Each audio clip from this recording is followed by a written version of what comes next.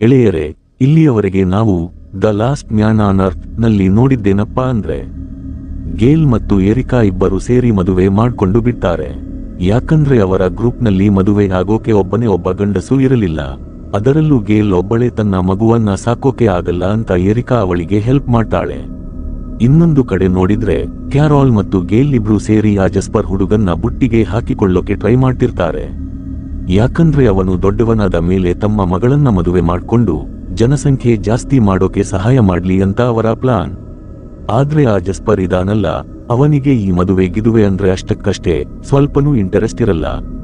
ಅದಕ್ಕೆ ಅವನು ಅಲ್ಲಿಂದ ಜೂಟಾಗ್ತಾನೆ. ಆದ್ರೆ ಅಷ್ಟರಲ್ಲೇ ಟಾಡ್ ಅಲ್ಲಿಗೆ ಬಂದು ಜಸ್ಪರ್ ಮೇಲೆ ಸಿಕ್ಕಾಪಟ್ಟೆ ಕಿರುಚಾಡೋಕೆ ಶುರು ಮಾಡ್ತಾನೆ. ಯಾಕಂದ್ರೆ ಜಸ್ಪರ್ ಅವನು ಹೇಳಿದ ಒಂದು ಮಾತನ್ನು ಕೇಳ್ತಿರಲಿಲ್ಲ. ಇದರಿಂದ ಜಸ್ಪರ್ಗೆ ಸಿಕ್ಕಾಪಟ್ಟೆ ಬೇಸರ ಆಗಿಬಿಡುತ್ತೆ. ಮರುದಿನವೇ ಅವರೆಲ್ಲರನ್ನ ಬಿಟ್ಟು ಎಲ್ಲಿಗೋ ದೂರ ಹೊರಟು ಹೋಗ್ತಾನೆ. ಮತ್ತೊಂದೆಡೆ ಗೇಲ್ ಮತ್ತೆ ಕ್ಯಾರೋಲ್ ಹತ್ರ ಬಂದು ಜಸ್ಪರ್ ವಿಷಯಕ್ಕೆ ಕಿತ್ತಾಡೋಕೆ ಶುರು ಮಾಡ್ತಾಳೆ. ಜಸ್ಪರ್ ನನ್ನ ಮಗಳನ್ನೇ ಮದುವೆ ಆಗೋದು ಅಂತ ಹಠ ಮಾಡ್ತಾಳೆ. ಅಷ್ಟರಲ್ಲೇ ಮೆಲಿಸಾ ಅಲ್ಲಿಗೆ ಬಂದು, ಏನ್ ಮಾಡ್ತಿದ್ದೀರಾ ನೀವೆಲ್ಲ? ಈ ಪ್ರಪಂಚದಲ್ಲಿ ನಮ್ ಬಿಟ್ಟರೆ ಅವನಿಗೆ ಯಾರು ಇದ್ದಾರೆ? ನಾವೇ ಈ ರೀತಿ ಅವನ ಜೊತೆ ನಡ್ಕೊಂಡ್ರೆ ಆ ಪುಣ್ಯಾತ್ಮ ಎಲ್ಲಿಗೆ ಹೋಗ್ಬೇಕು ಅಂತ ಕ್ಲಾಸ್ ತಗೋತಾಳೆ. ಅವಳು ಹೇಳಿದ ಮಾತು ಕೇಳಿ ಎಲ್ಲರಿಗೂ ತಮ್ಮ ತಪ್ಪಿನ ಅರಿವಾಗುತ್ತೆ. ಅವರಿಗೆ ತಮ್ಮ ತಪ್ಪಿನ ಅರಿವಾಗಿ ಪಾಪ ಆ ಜಸ್ಪರ್ ಹತ್ರ ಕ್ಷಮೆ ಕೇಳೋಣ ಅಂತ ಹೋಗ್ತಾರೆ. ಆದ್ರೆ ನೋಡಿದ್ರೆ ಅಲ್ಲಿ ಜಸ್ಪರ್ ಇಲ್ಲವೇ ಇಲ್ಲ. ಅವನು ಆಗ್ಲೇ ಜಾಗ ಖಾಲಿ ಮಾಡಿದ್ದ. ಅದಕ್ಕೆ ಇವರೆಲ್ಲ ಸೇರಿ ಇವನ ಹುಡುಕಿಕೊಂಡು ಹೊರಡ್ತಾರೆ. ಹೀಗೆ ಹುಡುಕುತ್ತಾ ಹೋಗುವಾಗ ಫಿಲಿಪ್ ಮತ್ತು ಟಾಡ್ ಒಂದು ಜೈಲಿನ ಹತ್ತಿರ ಬರ್ತಾರೆ. ಅಲ್ಲಿ ಒಬ್ಬ ಕೈದಿ ಅಡಗಿಕೊಂಡು ಇವರನ್ನೇ ನೋಡ್ತಿರ್ತಾನೆ. ಆಮೇಲೆ ಆ ಮನುಷ್ಯನ ಹಳೆ ಕಥೆ ಫ್ಲಾಶ್ ಬ್ಯಾಕ್ ನಮಗೆ ಗೊತ್ತಾಗುತ್ತೆ. ಈ ಮನುಷ್ಯ ಮುಂಚೆ ಒಬ್ಬ ಹುಡುಗಿ ಜೊತೆ ಡೇಟಿಂಗ್ಗೆ ಹೋಗಿರ್ತಾನೆ. ಆದ್ರೆ ಆ ಹುಡುಗಿಗೆ ಇವನು ಕಿಂಚಿತ್ತೂ ಇಷ್ಟ ಆಗಲ್ಲ.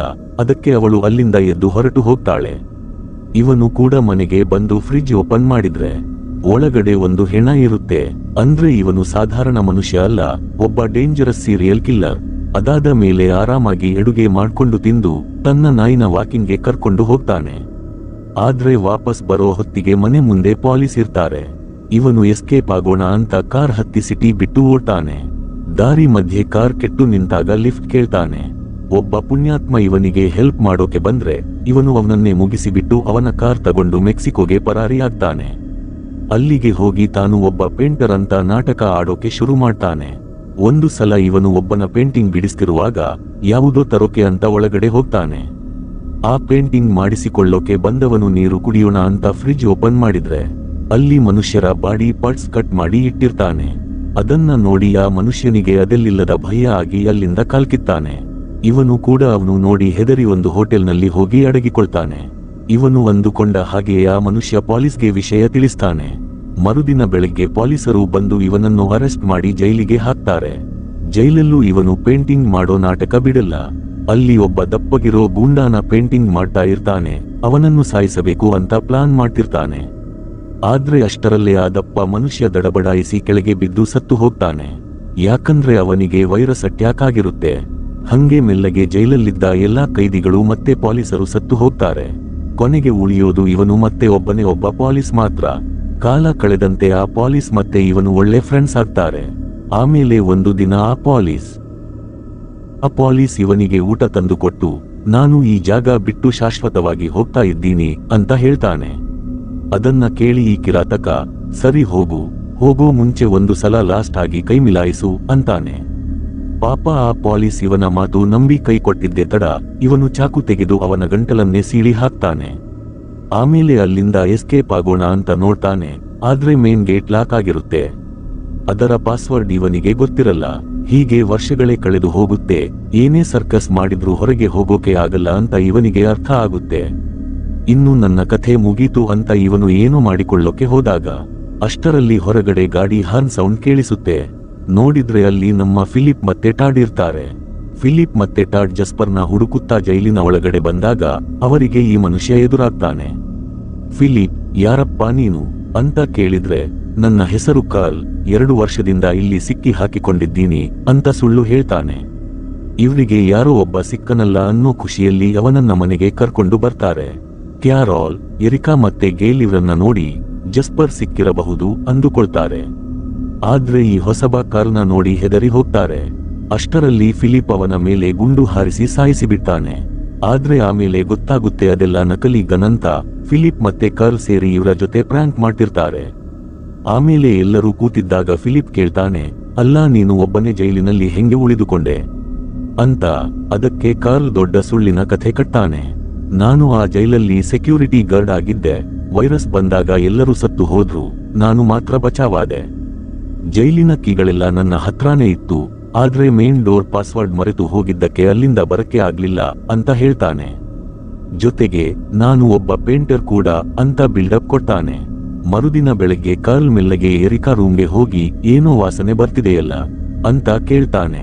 ಅದಕ್ಕೆ ಎರಿಕಾ, ನನ್ನ ಬೆರಳು ಸುಟ್ಟು ಹೋಗಿದೆ, ಅದಕ್ಕೆ ಬ್ಯಾಂಡೇಜ್ ಹಾಕ್ತಿದ್ದೀನಿ ಅಂತಾಳೆ. ಇವನು ಬ್ಯಾಂಡೇಜ್ ಬದಲು ಐಸ್ ಹಚ್ಚು, ಬೇಗ ವಾಸಿ ಆಗುತ್ತೆ ಅಂತ ಐಡಿಯಾ ಕೊಡ್ತಾನೆ. ಎರಿಕಾ ಐಸ್ ತರೋಕೆ ಹೋದಾಗ ಇವನು ಗುಟ್ಟಾಗಿ ಅವಳ ರಕ್ತ ಹತ್ತಿರೋ ಬ್ಯಾಂಡೇಜ್ ಎತ್ತಿಕೊಳ್ಳೋಕೆ ಹೋಗ್ತಾನೆ. ಆದ್ರೆ ಹೇಗೋ ಕಂಟ್ರೋಲ್ ಮಾಡ್ಕೋತಾನೆ. ಛೇ, ನಾನು ಯಾಕೆ ಇಷ್ಟು ಕೆಟ್ಟವನಾಗಿದ್ದೀನಿ, ಇನ್ನು ಸುಧಾರಿಸೋದಿಲ್ವಾ ಅಂತ ತನಗೆ ತಾನೇ ಬೈಕೋತಾನೆ. ಅಷ್ಟರಲ್ಲಿ ಫಿಲಿಪ್ ಬಂದು, ನಿನಗೆ ಪಿಯಾನೋ ಬಾರಿಸೋಕೆ ಬರುತ್ತಾ ಅಂತ ಕೇಳ್ತಾನೆ. ಇವನು, ಓ ಬರುತ್ತಲ್ಲ ಅಂತ ತಟ್ಟೋಕೆ ಶುರು ಮಾಡ್ತಾನೆ. ಆದ್ರೆ ಅದು ಒಂಥರ ಕಿರಿಕಿರಿ ಅನ್ನೋ ಹಾಗೆ ಬಾರಿಸ್ತಾ ಇರ್ತಾನೆ. ಇತ್ತ ಟಾಡ್, ಕ್ಯಾರೋಲ್ ಮತ್ತೆ ಗೇಲ್ ಮೂವರು ಜಸ್ಪರ್ನ ಹುಡುಕಕ್ಕೆ ಹೊರಡ್ತಾರೆ. ಆದ್ರೆ ಮೆಲಿಸಾ ಅವರನ್ನ ತಡೆದು, ಜಸ್ಪರ್ ನಮಗೆ ಸಿಗೋಕ್ಕಿಂತ ಮುಂಚೆ ಆರಾಮಾಗಿದ್ದ, ನೀವೆಲ್ಲ ಸೇರಿ ಅವನ ಜೀವನ ನರಕ ಮಾಡಿದ್ರಿ, ಅದಕ್ಕೆ ಅವನು ಓಡಿ ಹೋಗಿರೋದು ಅಂತ ಕ್ಲಾಸ್ ತಗೋತಾಳೆ. ಆದ್ರೆ ಟಾಡ್ ಕೇಳಬೇಕಲ್ಲ, ಅವನು ನನಗೆ ಜಸ್ಪರ್ ಬೇಕೇ ಬೇಕು ಅಂತ ಹಠ ಮಾಡಿ ಅವನನ್ನ ಹುಡುಕಕ್ಕೆ ಹೋಗ್ತಾರೆ. ರಾತ್ರಿ ಹೊತ್ತು ಕಾರ್ಲ್ ಮತ್ತೆ ಎರಿಕಾ ರೂಮ್ಗೆ ನುಗ್ಗಿ ಆ ಬ್ಯಾಂಡೇಜ್ ಎತ್ತೋಕೆ ಹೋದಾಗ ಫಿಲಿಪ್ ಹಿಂದೆಯೇ ಇರ್ತಾನೆ. ಇವನು ಗಾಬರಿಯಾಗಿ, ನಾನು ಕಸ ಹಾಕೋಕೆ ಬಂದೆ ಅಂತ ಮ್ಯಾನೇಜ್ ಮಾಡ್ತಾನೆ. ಆದ್ರೆ ಫಿಲಿಪ್ಗೆ ಡೌಟ್ ಬರುತ್ತೆ. ನೋಡು ಮಗನೇ, ನೀನು ಬಂದಾಗಿಂದ ಉಲ್ಟಾ ಪಲ್ಟಾ ಮಾಡ್ತಿದ್ದೀಯಾ, ನನ್ನ ಕಣ್ಣು ನಿನ್ನ ಮೇಲೆ ಇದೆ ಅಂತ ವಾರ್ನಿಂಗ್ ಕೊಡ್ತಾನೆ. ಕಾರ್ಲ್, ನಾನು 6 ವರ್ಷದಿಂದ ಜೈಲಲ್ಲಿದ್ದೆ ಕಣೋ ಅಂತಾನೆ. ಫಿಲಿಪ್ ತಕ್ಷಣ, ವೈರಸ್ ಬಂದಿದ್ದೆ 3 ವರ್ಷದ ಹಿಂದೆ, ನೀನೇನು 6 ವರ್ಷ ಜೈಲಲ್ಲಿದ್ದೆ ಅಂತೀಯ ಅಂತ ಕೇಳ್ತಾನೆ. ಕಾರ್ಲ್ ದಪ್ಪಗೆ ಬೆವತು ಹೋಗಿ ಅಲ್ಲಿಂದ ಕಾಲ್ಕಿತ್ತಾನೆ. ಫಿಲಿಪ್ ತನ್ನ ಡೈರಿಯಲ್ಲಿ ಇದೆಲ್ಲವನ್ನು ಬರೆದು ಇಟ್ಟುಕೊಂಡು ಉಳಿದವರಿಗೆ ಹೇಳ್ತಾನೆ. ಕಾರ್ಲ್ ಏನೋ ಕಸದ ತೊಟ್ಟಿಯಲ್ಲಿ ಹುಡುಕ್ತಿದ್ದ, ಮತ್ತೆ ಅವನು 6 ವರ್ಷ ಜೈಲಲ್ಲಿದ್ದೆ ಅಂತ ಸುಳ್ಳು ಹೇಳ್ತಿದ್ದಾನೆ, ಅವನ ಮೇಲೆ ನನಗೆ ಡ್ಯೂಟಿ ಇದೆ ಅಂತಾನೆ. ಆದ್ರೆ ಎರಿಕಾ ಮತ್ತೆ ಕ್ಯಾರೋಲ್, ನೀನು ಜಾಸ್ತಿ ಯೋಚನೆ ಮಾಡ್ತಿದ್ದೀಯಾ, ಕಾರ್ಲ್ ಪಾವಂ ಮನುಷ್ಯ, ಅವನ ಮೇಲೆ ಶಂಕೆ ಬೇಡ ಅಂತಾರೆ.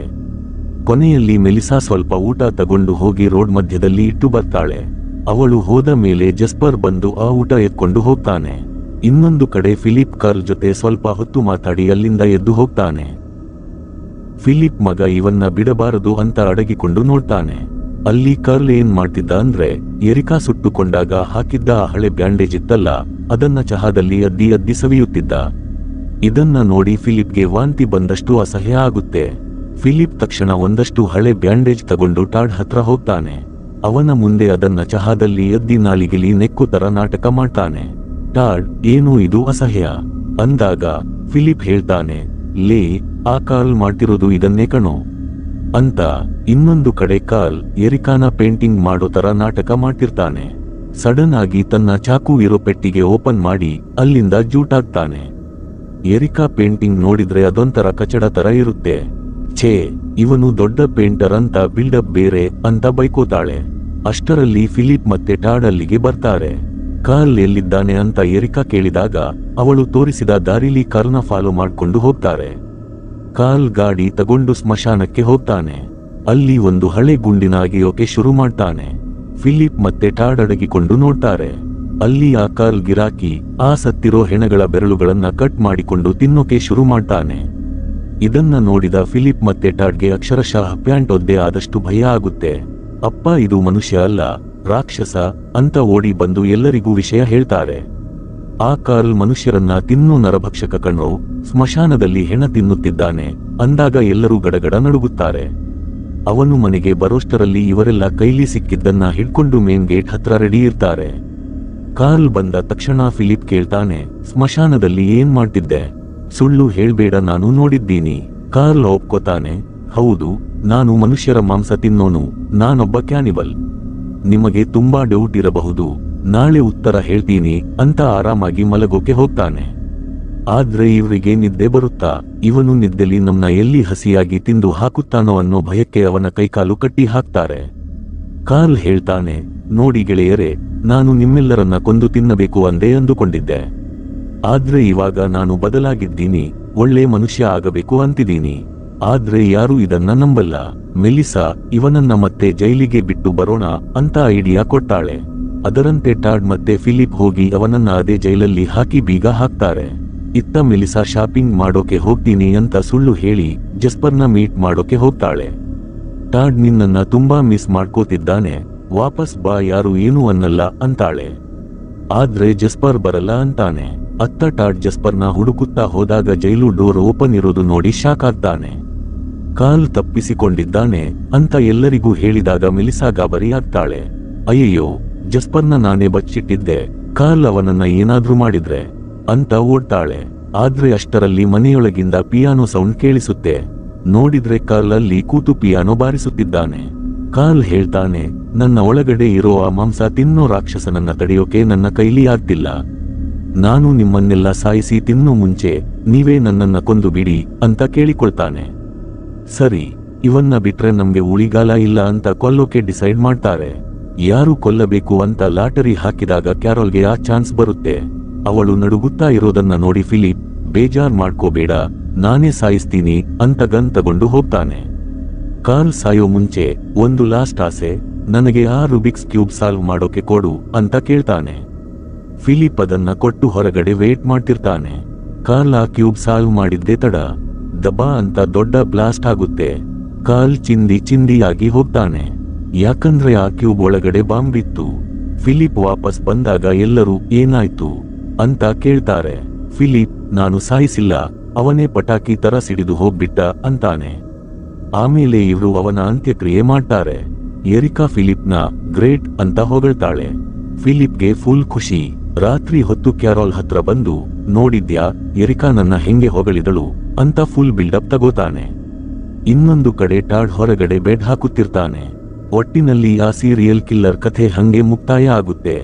ಮೆಲಿಸಾ ಟಾಡ್ ಹತ್ತಿರ ಬಂದು, ಹೊರಗಡೆ ಯಾಕೆ ಮಲಗಿದ್ದೀಯಾ, ಒಳಗಡೆ ಬಾ ಅಂತಾಳೆ. ಅದಕ್ಕೆ ಟಾಡ್ ಗರಂ ಆಗಿ, ಈ ಬೆಡ್ ನನಗಲ್ಲ ಕಣಮ್ಮಿ, ನಿನಗೆ.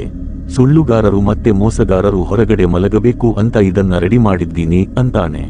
ಮೆಲಿಸಾ ತಕ್ಷಣ ಕ್ಷಮೆ ಕೇಳಿ ವಿಷಯ ಹೇಳ್ತಾಳೆ. ನೋಡು ಟಾಡ್, ಜಸ್ಪರ್ ಯಾರಿಗೂ ಈ ವಿಷಯ ಹೇಳ್ಬೇಡ ಅಂತ ನನ್ನ ಹತ್ತಿರ ಪ್ರಾಮಿಸ್ ತಗೊಂಡಿದ್ದ, ಅದಕ್ಕೆ ಹೇಳಿಲ್ಲ ಅಂತಾಳೆ. ಟಾಡ್ಗೆ ಸಿಕ್ಕಾಪಟ್ಟೆ ಬೇಸರ ಆಗುತ್ತೆ. ನಾನು ದಿನಪೂರ್ತಿ ಅವನಿಗೋಸ್ಕರ ತಲೆ ಕೆಡಿಸಿಕೊಂಡು ಹುಚ್ಚನ ತರ ಅಲೆದಾಡುತ್ತಿದ್ದೆ, ನಿನಗೆ ನನ್ನ ಬಗ್ಗೆ ಸ್ವಲ್ಪನೂ ಯೋಚನೆ ಇರಲಿಲ್ಲವಾ ಅಂತ ಬೈದು ಅಲ್ಲಿಂದ ಹೋಗ್ತಾನೆ. ಮರುದಿನ ಫಿಲಿಪ್ ಸಡನ್ ಆಗಿ ಫುಲ್ ಡಿಸೆಂಟ್ ಆಗಿ ಬದಲಾಗಿ ನೆಲಗುಡಿಸುತ್ತಿರುತ್ತಾನೆ. ಇದನ್ನ ನೋಡಿ ಕ್ಯಾರೋಲ್, ಗೇಲ್ ಮತ್ತೆ ಎರಿಕಾ ಚಕಿತರಾಗ್ತಾರೆ. ಇವನಿಗೇನಾಯ್ತು, ಇವತ್ತು ಇಷ್ಟು ಮರ್ಯಾದೆ ಕೊಡ್ತಿದ್ದಾನೆ ಅಂತ ಅಂದುಕೊಳ್ತಾರೆ.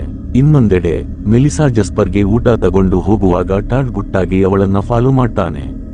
ಅಲ್ಲಿ ಜಸ್ಪರ್ ಮತ್ತೆ ಮೆಲಿಸಾ ಎಷ್ಟು ಖುಷಿಯಾಗಿ ಆಟವಾಡ್ತಿದ್ದಾರೆ ಅನ್ನೋದನ್ನ ನೋಡಿ ಟಾಡ್ಗೆ ಸಮಾಧಾನ ಆಗುತ್ತೆ. ನೀನು ಹೇಳಿದ್ದು ಕರೆಕ್ಟ್, ಜಸ್ಪರ್ ನಮ್ಮ ಜೊತೆ ಇರೋದಕ್ಕಿಂತ ಅಲ್ಲೇ ಖುಷಿಯಾಗಿದ್ದಾನೆ, ಅವನೇ ಅಲ್ಲಿರಲಿ ಬಿಡು ಅಂತ ಮೆಲಿಸಾ ಜೊತೆ ಮನೆಗೆ ಬರ್ತಾನೆ. ಮನೆಯಲ್ಲಿ ಫಿಲಿಪ್ ಸೂಟ್ ಹಾಕೊಂಡು ಎರಿಕಾ ಹತ್ತಿರ ಬಂದು ವೈನ್ ಕುಡಿಯೋಕೆ ಶುರು ಮಾಡ್ತಾನೆ.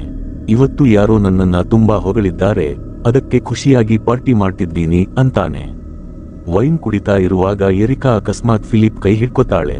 ಅಷ್ಟಕ್ಕೆ ಈ ಫಿಲಿಪ್ಗೆ ಏನ್ ಬಂತೋ ಏನೋ, ನಾನು ಸಂಸ್ಕಾರ ಇರೋ ಮನುಷ್ಯ, ಮದುವೆಯಾದವನು, ನೀನು ನನ್ನ ಜೊತೆ ಈ ತರ ಗಲೀಜು ಕೆಲಸ ಮಾಡೋಕೆ ಹೆಂಗೆ ಯೋಚನೆ ಮಾಡ್ದೆ ಅಂತ ಡೈಲಾಗ್ ಹೊಡೆದು ಅಲ್ಲಿಂದ ಎದ್ದು ಹೋಗ್ತಾನೆ.